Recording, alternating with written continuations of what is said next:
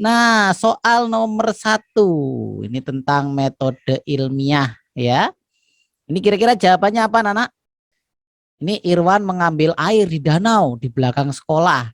Kemudian air tersebut ditempatkan di botol bening ya, botol P dan Q dengan volume yang sama. Botol P dibungkus kertas aluminium. Apa tujuannya dibungkus kertas aluminium itu? Sintesis.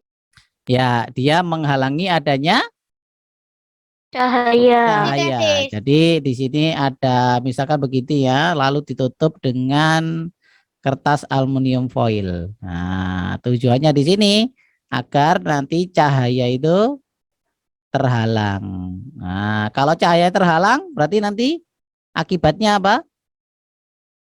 Nah, tidak terjadi yang namanya fotosintesis. Jadi tidak ada fotosintesisnya. Karena fotosintesis itu pasti membutuhkan apa, Nana? Ada yang tahu bahannya fotosintesis itu? Pasti membutuhkan energinya itu berasal dari cahaya. Cahaya apa? Cahaya matahari. Bisa matahari atau pakai cahaya yang lain yang cukup. Pokoknya cahaya, pokoknya cahaya. Kalau lampu bisa enggak jadikan itunya? Bisa. Yang terang sama hangat. Bisa. Sedangkan botol Q tidak dibungkus, jadi Q-nya itu dibiarkan, dia tidak terbungkus oleh aluminium foil. Kemudian kedua botol ditempatkan di lokasi yang terkena cahaya matahari. Setelah 4 jam, Irwan melakukan pengamatan dan mengukur jumlah oksigen terlarut pada kedua botol tersebut. Nah, berdasarkan metode ilmiah ini, pernyataan yang tidak tepat yang mana? B. Yang B. Dapat disimpulkan bahwa terjadi proses fotosintesis pada kedua botol. Ini salah ya? Ya, karena salah satunya tadi sudah ditutup dengan aluminium foil, tidak mungkin adanya fotosintesis. Fotosintesis itu jawabnya C. Kalau enggak oh ya. Nah, misalkan yang C. Yang C itu kenapa kok tidak dijawab atau tidak dipilih? Enggak tahu. Nah, karena di sini diduga terdapat organisme fotosintetik. Artinya organisme yang dapat melakukan fotosintesis. Karena yang namanya kalau dia itu memang danau di belakang sekolah, ini kan danau yang kemungkinan danau-danau biasa ya, bukan danau yang tercemar dan lain sebagainya. Dia ada di ruang yang terbuka ya, sehingga dimungkinkan di sana terdapat berbagai macam apa? Misalkan hewan atau tumbuhan yang kecil ya, atau tumbuhan yang dapat berfotosintesis di dalam air tersebut. Itu. Oke, ada pertanyaan nomor 1? No. Tidak ada. Sekarang nomor 2 masih ada hubungannya dengan fotosintesis. Ini adalah percobaan ya. Nah, ini daunnya itu caranya kalau mau diuji. Nah, kalau diuji di sini ada larutan iodin, anak-anak. Berarti kalau larutan iodin itu apa yang diuji oleh larutan iodin? Masih ingat enggak? Menguji apa ini? Nah, ada atau tidak adanya apa? Karbohidrat. Bagaimana kalau makanan karbohidrat diberi iodin, anak-anak? Nanti warnanya jadi pekat. Biasanya ungu pekat. Kalau yang biru kehitaman, jadi dia mengandung karbohidrat ya. Nah, pokoknya warnanya pekat mendekati hitam. Warnanya pekat mendekati hitam. Pak Anyong pernah itu melakukan pengamatan ya. Satunya itu nasi, ya. Satunya itu saya mau nyoba Pak di sekolah. Biji nangka, tahu biji nangka enggak?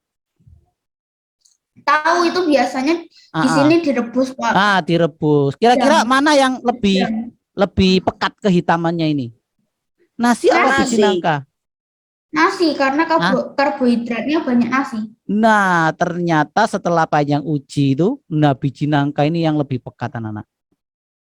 Kenapa Pak? Kenapa? Kira-kira di biji nangka itu ada apanya? Karbohidrat? Iya, ada karbohidratnya yang biasanya digunakan sebagai apa? Sebagai energi pada saat terjadinya perkecambahan. Masih ingat enggak perkecambahan? Masih. Nah, ada istilah kotiledon. Nah, kotiledon Oh itulah iya, itu kan cadangan makanannya, Pak. cadangan makanannya. Ya, oke, ada pertanyaan?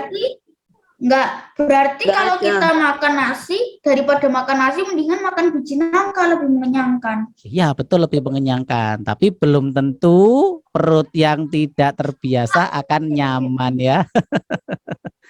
Iya sih, nggak semuanya Heeh. biasanya kan. Ada ke Biji nangka itu dimakan ya? Ya iya, tapi tidak langsung dimakan juga ya. Kalau langsung dimakan juga kan tidak enak rasanya ya. Harus diapakan dulu?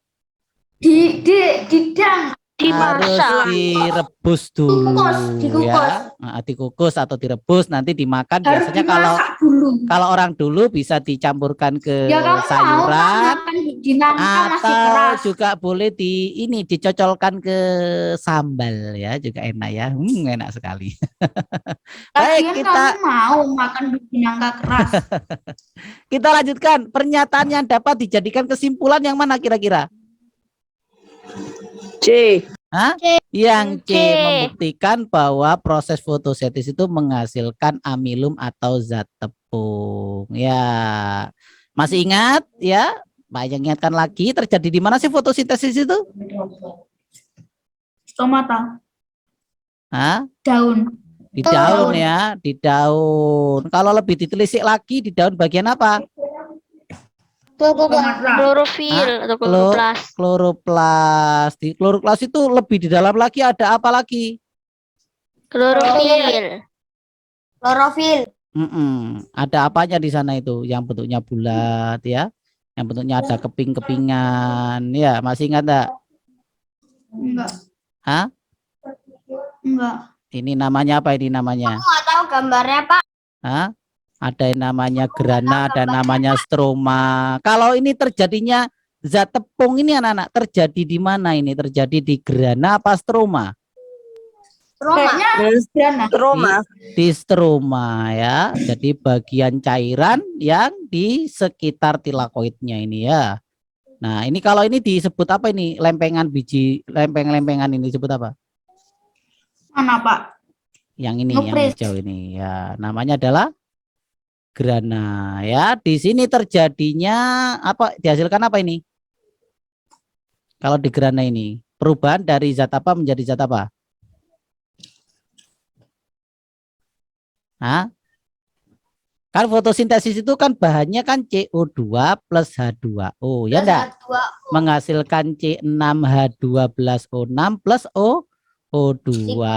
Nah, kalau di stroma terjadi yang mana? Perubahan Kayaknya dari yang mana? H12O6. Yang CO2 menjadi C6H12O6. Betul?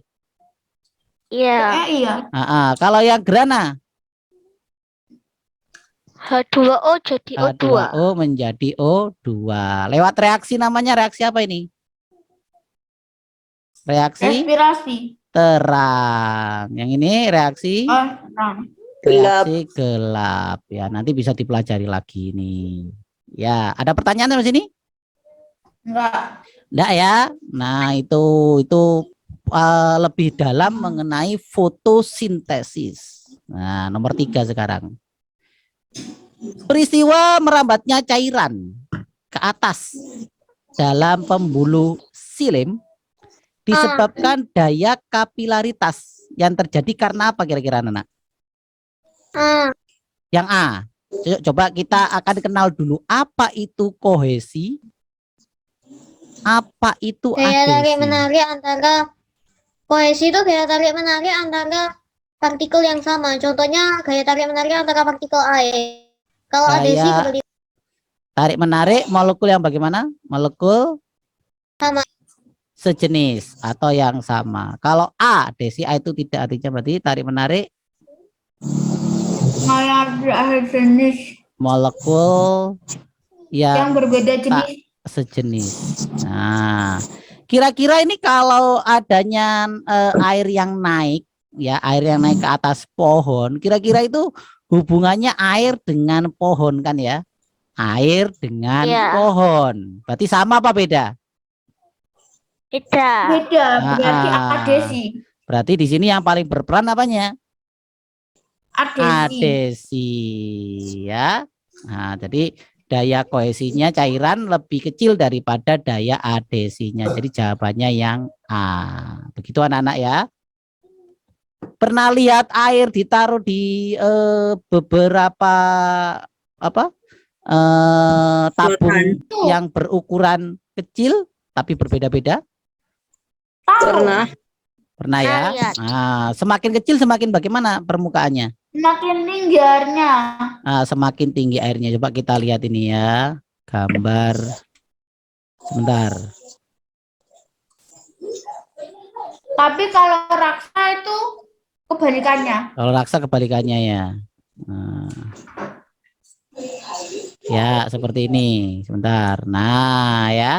Kalau air nanti akan lebih tinggi. Kalau raksa nanti akan lebih rendah. Terjadi kenapa? Karena di sini air itu memiliki daya adesinya lebih besar daripada gaya kohesinya.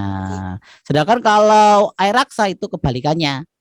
Nah, makanya tidak mungkin ya kita menyiram air atau menyiram tanaman dengan menggunakan air raksa.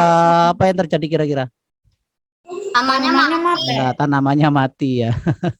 Karena Kalau misalnya raksa kena tangan itu enggak berbahaya enggak, Pak? Raksa itu kira-kira termasuk zat berbahaya apa tidak? Tidak. Hah? Ayo. Harusnya iya, tapi kalau Air raksa misalnya itu kena kalau tangan itu terminum itu gimana? Boleh. Iya. Bahaya. Bisa kayak Hah? Mati, Pak. Bahaya. Bahaya apa tidak? Bahaya ya. Hah? Nah, raksa Ya. itu kamu ingat-ingat baik-baik termasuk zat yang beracun ya. berbahaya. Jadi harus hati-hati ya. Kalau Tapi kamu kalau kena kulit bahaya enggak, Pak? kalau kena kulit bagaimana? Kalau kulit, sedikit ya itu tidak masalah. Tapi kalau banyak intensitasnya tinggi dapat menyebabkan kulit kita menjadi iritasi. Tahu iritasi? Jadi air raksa itu masuk air keras ya. kayak Seperti itu, air keras. Ya, jadi apalagi Air sampai keras masuk ke bersilingan. dalam tubuh atau aliran darah, itu menyebabkan keracunan. Nah, jadi harus hati-hati. Itu makanya kelemahannya termometer raksa itu kelemahannya apa? Kelemahannya adalah pada keamanan. Makanya kan biasanya termometer raksa itu dibuat dengan dirancang untuk aman ya. Kalau jatuh itu masih aman. Begitu anak-anak. Ya, itu air raksa. Air raksa itu air yang dicampur pewarna atau Pak? Nah, bukan. Air raksa itu merkuri, zat yang nama lainnya sangat merkuri. beracun. Masuk logam yang cair. Dia itu logam yang cair ya. Jadi logam tapi pada suhu ruang dia itu cair. Warnanya aslinya itu adalah apa? Warna aslinya perak ya. Silver. Loh Pak, kan ada warna merah, itu biasanya diberi pewarna agar kalau digunakan di mana? Di termometer itu bisa pakai mudah pewarna makanan. terbaca. Yo, bukan pewarna makanan tapi pewarna khusus merkuri atau khusus air raksa. Tapi kalau pakai pewarna makanan bisa. Pak aja tidak pernah nyoba, tapi kemungkinan dia memiliki massa jenis yang sangat berbeda ya. Jadi kalau ingin bercampur massa jenisnya itu minimal itu mendekati.